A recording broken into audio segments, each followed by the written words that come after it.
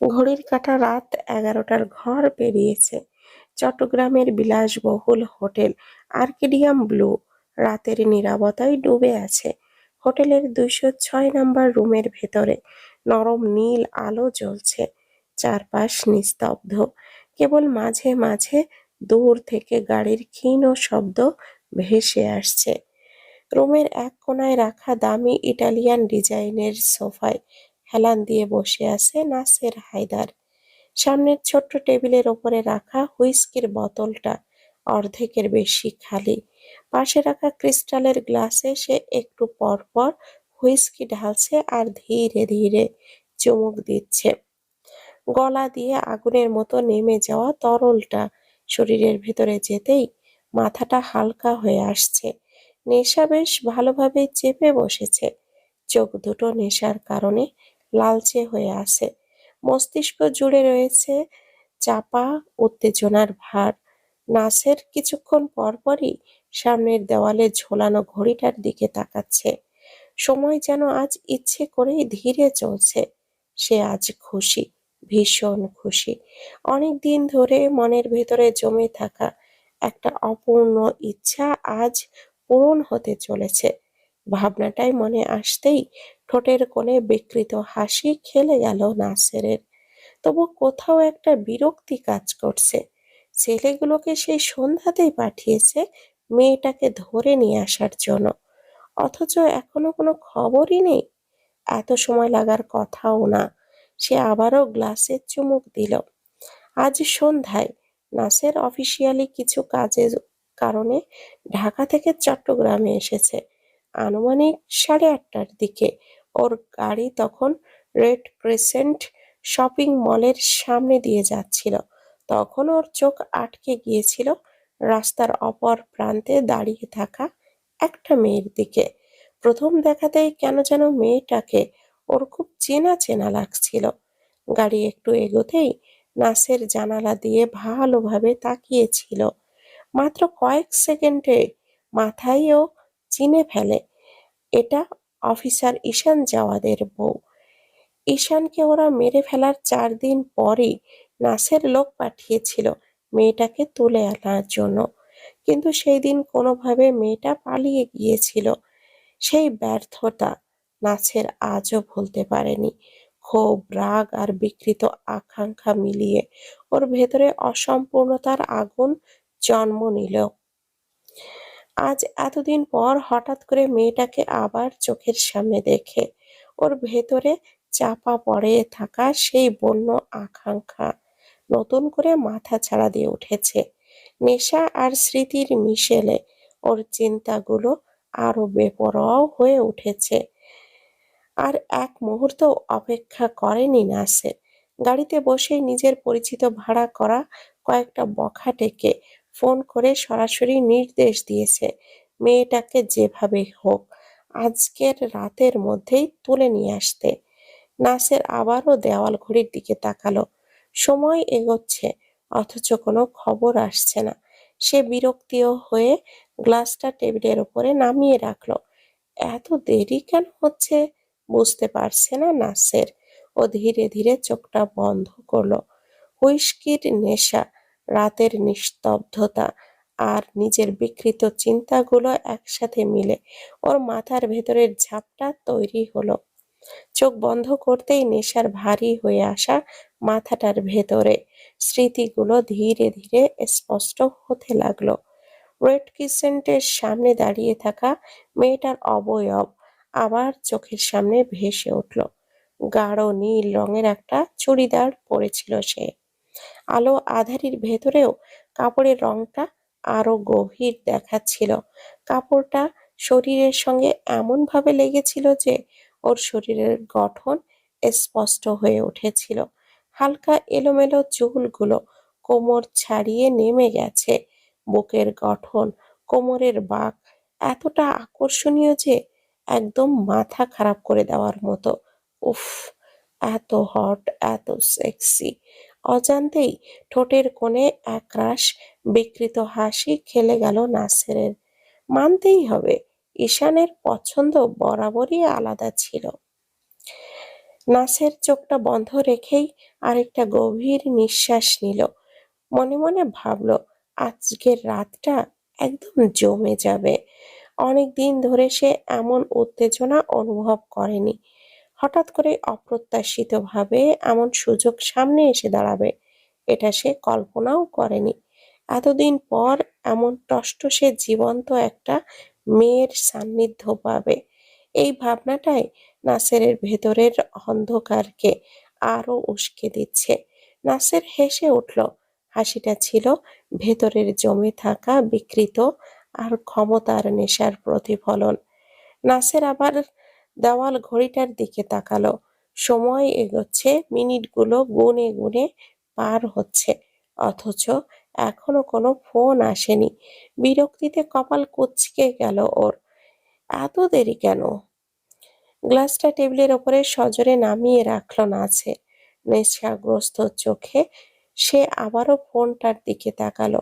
অধীরতা আর বিকৃত প্রত্যাশা মিলে মিশে ওর ভেতর ভয়ঙ্কর অস্থিরতা তৈরি করেছে। অপেক্ষা আর তার স্বভাবে নেই। আজ রাতে সে অপেক্ষা করতে মেয়েটা মোটেও রাজি নয়। ঘড়ির কাঁটা রাত ১:৩০টার ঘর ছুঁতে চলেছে। চট্টগ্রামের পাহাড়ি রাস্তাটা অস্বাভাবিকভাবে ফাঁকা।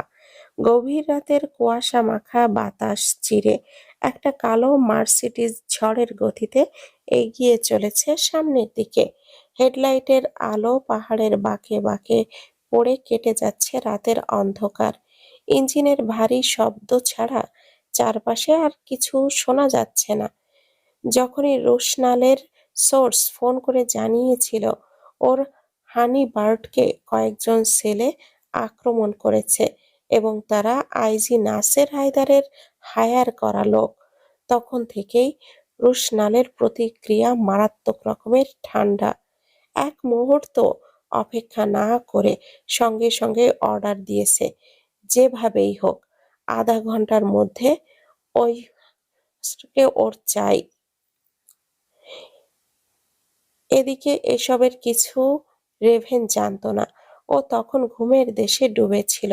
রাত ১২টার দিকে কলের শব্দ পেয়ে জেগে দেখে রোশনাল কল দিয়েছে। কোনো ভূমিকাই নেই, কোনো ব্যাখ্যা নেই, কেবলই বলেছে ওর সাথে এখনই বের হতে হবে। রোশনালের শরীর এখনো পুরোপুরি সুস্থ না। নিজের হাতে ড্রাইভিং করার মতো অবস্থায় সে নেই। তাই উপায় না দেখে রেভেন তখনই হন্তদন্ত হয়ে ছুটে এসেছে। এইদিকে রোশনালের এমন নিরাসক্ত ভাব রেভেনের মোটেও সহ্য হচ্ছে না। ছেলেটা এমনভাবে বসে আছে যেন কিছুই হয়নি। রেভেন আর শান্তভাবে বসে থাকতে পারল না। বিরক্তি, দুশ্চিন্তা মিশ্রণে যেন ও মিলে মিশে বলেই ফেলল, তুই আসলে চাইছিসটা কি বলতো? ভাবিকে যখন এতই ভালোবাসিস তখন নিজের কাছে এনে রাখলেই তো পারিস। অযথা এত টেনশনে পড়তে হতো না। আর আমাকে রাত বিরাতে কাঁচা ঘুম ভেঙে দৌড়ে আসতে হতো না। রোশনাল কোনো জবাব দিল না। ও জানালার বাইরে তাকিয়ে রইল, যেন কথাগুলো ওর কানে যায়নি। এদিকে রেভেন এখনো পুরো বিষয়টা হজম করতে পারেনি। মধু যে জাওয়াদের বউ, এটা ও জেনেছে ঘন্টাখানেক পূর্বে। বিষয়টা জানার পর ও প্রচন্ড রকম অবাক হয়েছিল। বলা যায় একরকম শকের মধ্যেই ছিল। পরে অবশ্য রাগও দেখিয়েছে বন্ধুর ওপর।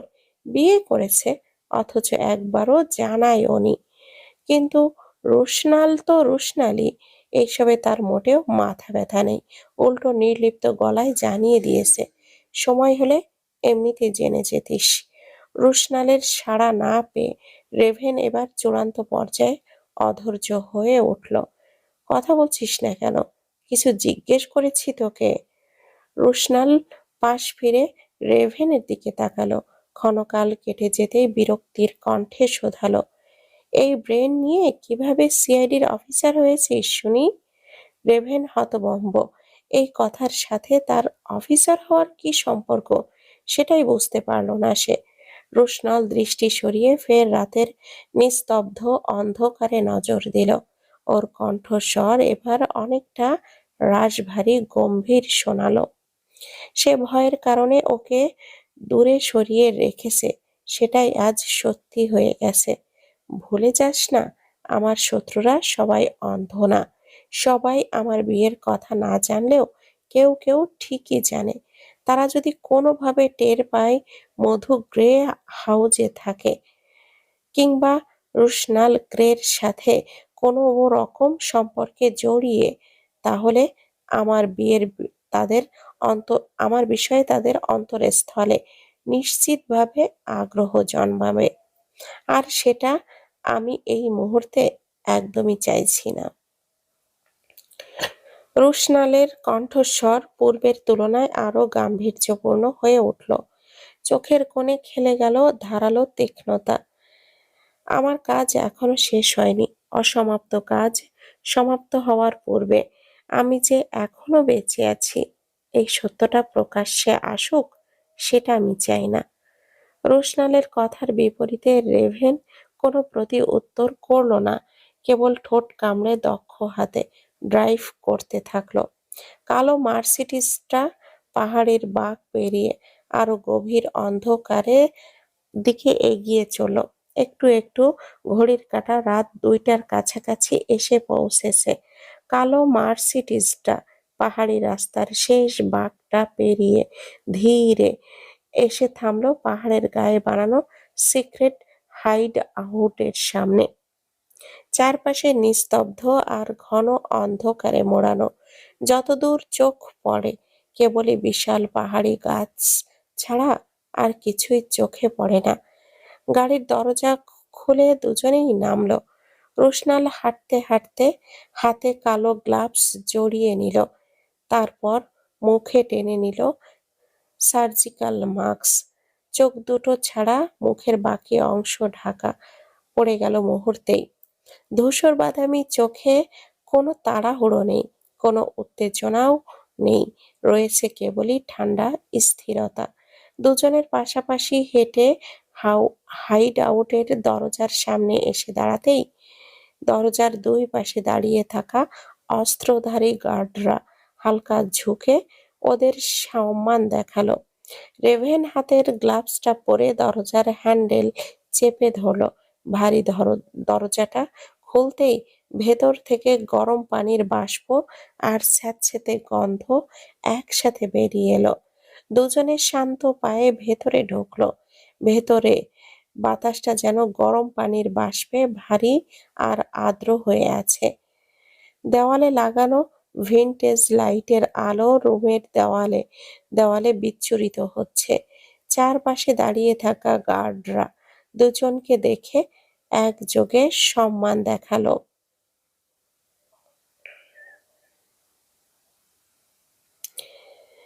ঘড়ির কাঁটা ঘরের এক কোণে ঘরে ঘরের এক কোণে বিশাল একটা ড্রামের ভেতরে পানি ফোটানো হচ্ছে। শস শস শব্দ করে পানি টগবগ করে উঠছে। ড্রামের ঠিক পাশেই একটা চেয়ারে শক্ত করে বাঁধা অবস্থায় আছে নাসের হায়দার। শরীরের বিভিন্ন অংশ থেকে রক্ত ঝরছে। পরনের জামা কাপড় এলোমেলো, চোখ মুখ ফুলে লাল হয়ে গেছে। অতিরিক্ত মারধরের কারণে শরীর ঠিকমতো সাড়া দিচ্ছে না। মাথা নিচু, নিঃশ্বাসের গতি অনিয়মিত। রোশনাল এগিয়ে গিয়ে ঘরের এক কোণায় রাখা সিঙ্গেল ইটালিয়ান চেয়ারে বসে বসল। পা ক্রস করে বসে আরাম করে চেয়ারে হেলান দিল। রেভেন গিয়ে নাসেরের সামনে রাখা চেয়ারটায় যেয়ে বসল। চেয়ারের শব্দে নাসের নড়ে চড়ে উঠল। ও মাথা তুলে ঝাপসা চোখে সামনে তাকালো। মুহূর্তেই ওর চোখ দুটো ছানা বড়া হয়ে গেল। বিস্ময়ে বাকরুদ্ধ হয়ে গেল সে। মাথার ভেতর হাজারটা প্রশ্ন একসাথে এসে ধাক্কা খেল। এর মানে কি? রেভেন এখানে? তাহলে কি রেভেনই ওকে এখানে তুলে এনেছে? ক্ষণকাল কেটে যেতেই ওর বিস্ময় ভাব দখল করে সেখানে জায়গা করে নিল তীব্র ক্রোধের আগুন। ও রাগান্বিত কণ্ঠে হিসিয়ে শুধালো, তুই তুই আমাকে এখানে তুলে এনেছিস? তোর এত বড় সাহস কোথা থেকে হলো? রেভেন ঠোঁটের কোণে ক্ষীণ হাসি টানলো। সেই হাসিতে কোনো উষ্ণতা নেই, রয়েছে ঠান্ডা বিদ্রুপ। ও চেয়ারে হেলান দিয়ে বসে নির্লিপ্ত স্বরে শুধালো, তোর ভাবনাতে একটু ভুল আছে। আমি না, যার প্রাণ ভোমরার দিকে তুই হাত বাড়িয়েছিস সেই তোকে এখানে তুলে এনেছে।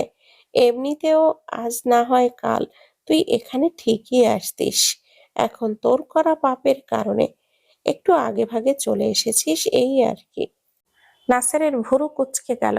রেভেনের কথার মানে সে বুঝতে পারল না, তবে রেভেনকে এইভাবে তুইতুকারি করতে দেখে ওর শির দ্বারা বেয়ে রাগটা গলগল করে মগজে উঠে এলো। মাথায় ঘুম চেপে গেল। আর এক মুহূর্ত নাসের চুপ থাকতে পারল না। দাঁতে দাঁত চেপে হিস হিসিয়ে শুধালো, তুই আমাকে তুইতুকারি করছিস? ভুলে গেছিস আমি কে? আমি তোর সিনিয়র অফিসার। রেভেন হেসে ফেলল। সেই হাসিতে কোনো ভয় নেই, কোনো সম্মান নেই, আছে শুধু তীব্র তুচ্ছ-তাচ্ছিল্য। ও সামান্য ঝুঁকে কটাক্ষ করে বলল, সিনিয়র? হ্যাঁ, সেটা অফিসে, কিন্তু এখানে?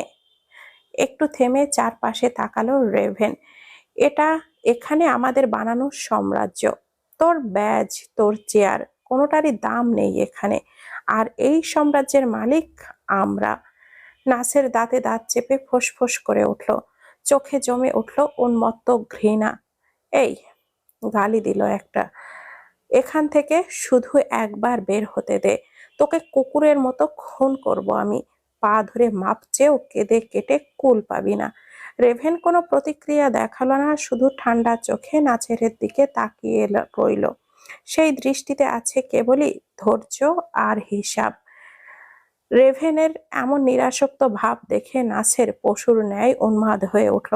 খুব শখ হয়েছে না আমার সাথে লড়াই করার? জানিস এর পরিণতি কি হবে? ঈশানের চেয়েও ভয়ঙ্কর পরিণতি হবে তোর। মুহূর্তে রেভেনের চোয়াল শক্ত হয়ে গেল। চোখের দৃষ্টি ধারালো হিংস্রতায় রূপ নিল। ও চেয়ার ছেড়ে উঠে দাঁড়িয়ে এক হাতে নাসেরের চুলটা মুষ্টিবদ্ধ করে টেনে ধরল। জোরালো হাতের মুষ্ঠাঘাতে নাসের ব্যথায় কোকিয়ে উঠল। রেভেন দাঁতে দাঁত চেপে হিস হিসিয়ে শুধালো, এই, এখানে তোর তেজ এখনো কমেনি দেখছি। আইনের পোশাক পরে দেশের সাথে বেইমানি করিস, মেয়েদের নিয়ে ব্যবসা, খুন এইসব করিস। এখন খুব শখ আমাকে ঈশানের কাছে পাঠানোর? দাঁড়া, আমি তোকে ঈশানের কাছে পাঠিয়ে দিচ্ছি। নাসের যন্ত্রণায় ছটফট করতে লাগলো। রেভেন থেমে গেল। ও দন্ত দ্বারা নিম্নাষ্ঠ কামড়ে ধরল। ক্ষণকালের ব্যবধানে ঠোঁটের কোণে বাঁকা হাসি খেলে গেল। না, আমি না, এই কাজটা বরং ঈশান নিজেই করুক। এই বলে রেভেন ঘাড় ঘুরিয়ে রোশানলের দিকে তাকালো। রোশনাল এতক্ষণ নিঃশব্দে সব দেখছিল। ঠান্ডা তীক্ষ্ণ দৃষ্টি। এক মুহূর্তের জন্যেও নাসেরের দিক থেকে সরেনি। রোশনাল উঠে দাঁড়ালো। ওর বুটের ভারী শব্দ ঘরের দেওয়ালে দেওয়ালে প্রতিধ্বনি তুলল। রোশনাল নাসেরের সামনে এসে দাঁড়াতেই রেভেন নিজের মুষ্টিবদ্ধ হাত সরিয়ে নিয়ে একপাশে সরে দাঁড়ালো। রোশনাল ফাঁকা চেয়ারটায় গিয়ে বসলো। নাসের এলোমেলো ভাবে কয়েকটা শ্বাস টেনে হাঁপাতে হাঁপাতে বলল, কে তুই? রোশনাল সঙ্গে সঙ্গে কোনো জবাব দিল না, কেবল ঠান্ডা চোখে নাছেরের দিকে তাকিয়ে রইল কিছুক্ষণ। এর পর মুহূর্তেই ও মুখ থেকে মাস্কটা খুলে ফেলল। চোখের পলকে নাছেরের চোখ দুটো বিস্ফোরিত হয়ে গেল। মাথার উপরে আকাশ ভেঙে পড়ার মতো অনুভূতি হলো। শ্বাসটা যেন কণ্ঠনালী অব্দি আটকে রইল। ও অবিশ্বাস্য কণ্ঠে শুধালো, তুই তুই বেঁচে আছিস? রোশনাল হাসল। সেই হাসিতে আছে কেবল নিখাদ নিষ্ঠুরতা। কেন, বেঁচে থাকার কথা নয়? একটু থেমে ও বিদ্রূপের সুরে ফের শুধালো, ওফস, আমি আবার কি বলছি? তোরা তো আমাকে মেরেই ফেলেছিলি, তাই না? কিন্তু আফসোস, পারিসনি। নাসের বোবার মতো তাকিয়ে রইল, বিস্ময়ে ও কথা বলার ভাষা অব্দি হারিয়ে ফেলল। ভয় পাস না, আমি তোকে এত সহজে মৃত্যু দেব না। একটু একটু করে তিলে তিলে মারবো তোকে। বেঁচে থেকেও জাহান্নাম দেখবি তুই। এমন অবস্থা করব তোর যে প্রতি মুহূর্ত মৃত্যু ভিক্ষা চাইবি। কত বড় সাহস তোর, আমার কলিজার দিকে হাত বাড়াস? তোর এই কলিজাটার জোর কত বড়! আমি আজ নিজের হাতে মেপে দেখব। নাসের পলকহীন চোখে তাকিয়ে রইল রোশনালের পানে। ক্ষণকালের ব্যবধানে বিস্ময়ের পরিবর্তে চোখ দুটোই আতঙ্ক এসে জমা হলো। রোশনাল ইশারা করতেই চারপাশে দাঁড়িয়ে থাকা কয়েকজন গার্ড সঙ্গে সঙ্গে এগিয়ে এলো। মুহূর্তের মধ্যেই ওরা নাসেরের বাঁধন খুলে ওকে টেনে তুলে ঘরের এক পাশে থাকা শক্ত লোহার হুকের সঙ্গে উল্টো করে বেঁধে ফেললো। নিচে রাখা বিশাল ড্রামের ভেতর পানি টকবক করে ফুটছে। নাসের আতঙ্কে চিৎকার করে উঠল, কি করতে চাস তুই? ছাড় আমাকে, ছাড়। রোশনালের মুখের কোনো অভিব্যক্তি নেই, চোখ দুটো ঠান্ডা পাথরের মতো নিশ্চল। পরের মুহূর্তেই গার্ডরা নাসেরের শরীরটা ধীরে ধীরে নিচের দিকে নামালো। ফুটন্ত পানির শরীর ছুঁতেই নাসের গলা ফেটে চিৎকার বেরিয়ে এলো। ক্ষণকালের ব্যবধানে ওকে আবার টেনে তোলা হলো। এমনি ভাবে নাসেরের শাস্তি চলতেই থাকলো যতক্ষণ অবধি ওর শরীরটা নিস্তেজ হয়ে এলো। প্রতিবার ফুটন্ত নরক থেকে টেনে তোলার পরপরই নাসেরের আত্মচিৎকারের কনক্রিটের দেওয়াল যেন পর্যন্ত কেঁপে উঠল। শরীরের প্রতিটি কোষ বিদ্রোহ করে উঠল, কণ্ঠস্বর কর্কশ হয়ে উঠল।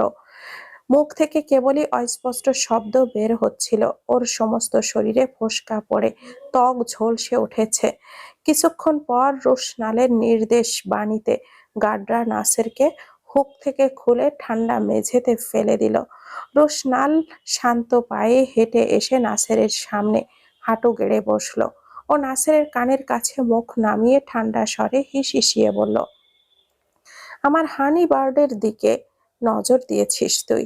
ওকে ভোগ করার কথা ভেবেছিস? কত বড় কলিজা তোর! দেখি তোর মেশিনে কত জোর আছে। নাসের কোনো জবাব দিতে পারল না। ও জবাব দেওয়ার অবস্থাতেই নেই। ও কেবলই আধা বন্ধ চোখে কোনো রকমে রোশনালের পানে তাকালো। রোশনাল দৃষ্টি সরিয়ে রেভেনের দিকে তাকিয়ে ইশারা করলো। বন্ধুর কথার মানে বুঝতে পেরে রেভেন শয়তানি হাসলো। ও এগিয়ে গিয়ে কালো রঙের ব্যাগটা এনে রোশনালের হাতে দিল। রোশনালের ধূসর বাদামি চোখ দুটো ক্ষোভ আর হিংস্রতায় জ্বলজ্বল করছে। ও ব্যাগ থেকে একটা জিপল ব্যাগ বের করে এক টানে নাসেরের প্যান্টের চেনটা খুলে ফেলল। নাসের কিছু বুঝে ওঠার পূর্বেই রোশনাল জিপল ব্যাগ খুলে বড় বড় লাল পিঁপড়াগুলো ঢেলে দিল নাসেরের আন্ডারওয়্যারের ভেতর। কয়েক মুহূর্ত অতিক্রম শেষে নাসেরের গলা ফাটানো চিৎকার ভেসে এলো। ও পাগলের মতো এপাশ ওপাশ গড়াগড়ি খেয়ে হাত পা ছোড়াছুড়ি করতে লাগলো। এদিকে রেভেনের প্রচন্ড হাসি পাচ্ছে। অনেক কষ্টে ও নিজের হাসিটাকে আটকে রাখলো, যার ফলে ওর ফর্সা মুখটা রক্তিম হয়ে উঠেছে। এতেই ক্ষান্ত হলো না রোশনাল নামক অতীব পাষাণ পুরুষটি। ও গার্ডের দিকে ইশারা করতেই একজন গার্ড এগিয়ে এসে একটা ছোট্ট সাইজের ট্রে রোশনালের সামনে রাখলো। রোশনাল ট্রের ওপরে রাখা লঙ্কা গুঁড়োর কৌটাটা হাতে তুলে নিল। কৌটার ক্যাপটা খুলে ভেতরে রাখা সবটুকু লঙ্কার গুঁড়ো সযত্নে ছড়িয়ে দিল নাসেরের ফোস্কা পড়া শরীরে। এমন ভয়াবহ যন্ত্রণার তীব্রতা সইতে না পেরে নাসের গলা কাটা মুরগির মতো ছটফট করতে লাগলো। ওর কণ্ঠনালী দিয়ে কেবলই অস্পষ্ট গড় গড় শব্দ বের হতে লাগলো। রোশনাল হাত বাড়িয়ে ইশারা করতেই একজন গার্ড এগিয়ে এসে ছোট্ট একটা সালফিউরিক অ্যাসিডের ধাতব বোতল ওর দিকে বাড়িয়ে দিল। রোশনাল বোতলের ক্যাপটা খুলে ঠান্ডা স্বরে হিসিয়ে শুধালো, তোর পাপের কোনো সীমা নেই নাসের। প্রতিটা পাপেরই হিসাব দিতে হয়। আইনের মুখোশ পরে তুই যে নরক বানিয়েছিস সেখান থেকে তোর কোনো মুক্তি নেই। কিছু যন্ত্রণা কখনো ভাষায় বলা যায় না, সেগুলো কেবল অনুভবের বিষয়। রোশনাল আর এক মুহূর্ত অপেক্ষা করলো না। বোতলের সবটুকু অ্যাসিড নাসেরের নিম্নাংশে ঢেলে দিল অতি যত্ন সহকারে। এমন ভয়াবহ যন্ত্রণা ওর সহ্য সীমার বাইরে। ভীষণ যন্ত্রণায় ধড়ফড় করছে ওর শরীর। মৃত্যুর বিভীষিকাময় লগ্নে কাতরাতে কাতরাতে ফুরিয়ে যাচ্ছে ওর আয়ুষ্কাল। কয়েক মুহূর্ত পর ঘর জুড়ে নেমে এলো বীভৎস নীরবতা। চারপাশে কেবল শোনা গেল ফুটন্ত পানির টগবগ শব্দ আর মেঝেতে পড়ে রইল নিঃশ্বাসহীন একটা নিস্তব্ধ দেহ। রোশনাল চোখ ফিরিয়ে নিল, গার্ডের উদ্দেশ্যে শুধালো, লাশটা সরিয়ে ফেলবে এমন জায়গায় যেখানে শহর নিজেই সাক্ষী থাকবে। কয়েক মিনিট পর পাহাড়ির হাইড আউটের দরজা খুলে গেল। রোশনাল একেবারে আর পেছনে ফিরে তাকালো না। ক্ষণকালের মধ্যেই কালো রাতের মধ্যে মিলিয়ে গেল দুইটা নৈশব্দিক ছায়া। ঘড়ির কাঁটা সকাল 11টার ঘর পেরিয়েছে। কোম্পানির এক্সিকিউটিভ ফ্লোরে পরিবেশটা যেন ব্যস্ত অথচ ছিমছাম। রোশনাল নিজের কেবিনে রাখা ব্ল্যাক ব্যাক চেয়ারটাই বসে আছে। সামনে সাজানো বিশাল ওক কাঠ দ্বারা নির্মিত ডেস্কের ওপরে রাখা ল্যাপটপে মনোযোগ দিয়ে একের পর এক ডাটা চেক করছে। ধূসর বাদামি চোখ দুটো স্থির, মুখের ভাব নির্লিপ্ত অথচ নিয়ন্ত্রিত। ডেস্কের সামনে রাখা গেস্ট চেয়ারে বসে আছে ইরান। ও একটা ফাইল হাতে একের পর এক পৃষ্ঠা উল্টাচ্ছে। কিছুক্ষণ ভালো করে দেখে নেওয়ার পর ফাইলটা ডেস্কের এক পাশে রেখে শুধালো, এই ফাইলগুলোতে গত 6 মাসের ঢাকা ব্রাঞ্চের পুরো ফিনান্সিয়াল আপডেট আছে, অডিট রিপোর্ট, ট্রানজাকশন সবকিছু। নেক্সট উইকে আমাদের একটা বড় প্রজেক্ট আছে। প্রজেক্টের অ্যামাউন্ট প্রায় 30 মিলিয়ন প্লাস। টেন্ডার প্রেজেন্টেশনের জন্য আমাদের কানাডা যেতে হবে। রোশনাল ল্যাপটপের স্ক্রিন থেকে চোখটা সরালো না। ও টাইপ করা অবস্থাতেই শুধালো, কতদিনের জন্য? Minimum 3 weeks. টেন্ডারটা যদি আমরা পেয়ে যাই তাহলে এই বছরই কোম্পানি টপ 10 লিস্টে চলে আসবে। রোশনাল কোনো জবাব দেওয়ার পূর্বে কেবিনের দরজা থেকে নকের শব্দ নরমভাবে ভেসে এলো। রোশনাল সঙ্গে সঙ্গে ডেস্কের ড্রয়ারটা খুলে ভেতর থেকে মাস্ক আর ক্যাপটা বের করে নিল।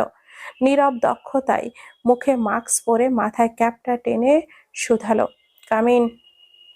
কয়েকটা ফাইল হাতে দরজা ঠেলে ভেতরে ঢুকলো মধু। কেবিনের ভেতরে পা রাখতেই ওর চোখ পড়ে রোশনালের দিকে। মুহূর্তেই ওর চোখে মুখে বিস্ময়ের ঝলক খেলে গেল। রোশনাল আজ অফিসে? তাহলে সে কি পুরোপুরি সুস্থ হয়ে গেছে? মনের ভেতরে উঠে আসা ভাবনাগুলো চাপা দিয়ে ও পা বাড়িয়ে এগিয়ে এলো, ডেস্কের সামনে গিয়ে দাঁড়ালো। এদিকে রোশনাল স্থির নির্লিপ্ত চোখে মধুর দিকেই তাকিয়ে আছে। মাস্কের আড়ালে ওর মুখের অভিব্যক্তি বোঝা না গেলেও চোখ দুটো নিঃশব্দে ওকে অনুসরণ করছে। রোশনালের দৃষ্টি লক্ষ্য করে ইরান কৌতূহলী হয়ে পাশ ফিরে তাকালো। মধুকে ফাইল হাতে দাঁড়িয়ে থাকতে দেখে ইরান স্বাভাবিকভাবেই ওর দিকে তাকিয়ে রইল। মধু ডেস্কের ওপরে ফাইলগুলো নামিয়ে রেখে ভদ্রস্বরে বলল, স্যার, এই ফাইলগুলো কমপ্লিট করেছি, আপনি একবার চেক করে নিলে ভালো হয়। রোশনাল সংক্ষিপ্ত ভঙ্গিতে মাথা নাড়ালো, রেখে যাও, আমি দেখে নেব। মধু চলে আসার সময় চোখের কোণ একবার ইরানের দিকে তাকালো। ইরানকে এখন এখানে দেখে রোশনালকে ঘিরে ওর মনে জমে থাকা সন্দেহের রেখাগুলো আরো সজীব হয়ে উঠল। রোশনালের সঙ্গে ইরানের সম্পর্কটা কি শুধু অফিসিয়ালি, নাকি এর পেছনে আরো কিছু আছে? প্রশ্নগুলো ওকে ভেতর থেকে তাড়া করে বেড়ালো। মধুর মনে হলো, যদি সত্যি ইরানের সাথে রোশনালের ঘনিষ্ঠ কোনো সম্পর্ক থাকে তাহলে রোশনালকে নিয়ে ওর মনে জমে থাকা অনেক প্রশ্নের উত্তর হয়তো পরিষ্কার হয়ে যাবে। ও সিদ্ধান্ত নিয়ে ফেলল, রোশনাল আর ইরানের সম্পর্কটা আসলে ঠিক কতটা গভীর এই নিয়ে অফিসে সময় করে খোঁজ নেবে। দরজা বন্ধ হতেই কেবিনের ভেতর ফিরে এলো আবারও চিরপরিচিত গাম্ভীর্যতা। রোশনাল পুনরায় স্ক্রিনের দিকে মনোযোগ ফিরিয়ে নিল। চোখের কোণে সেই আগের নির্লিপ্ত ভাব। ইরান কয়েক মুহূর্ত শান্ত চোখে রোশনালের দিকে তাকিয়ে থেকে শোধায়, মধু যে এখানে জব করে, তুই তো এই ব্যাপারে আমাকে কখনো কিছু বলিসনি। আমি তো ভেবেছিলাম তুই এখনো হয়তো ওকে খুঁজে পাসনি।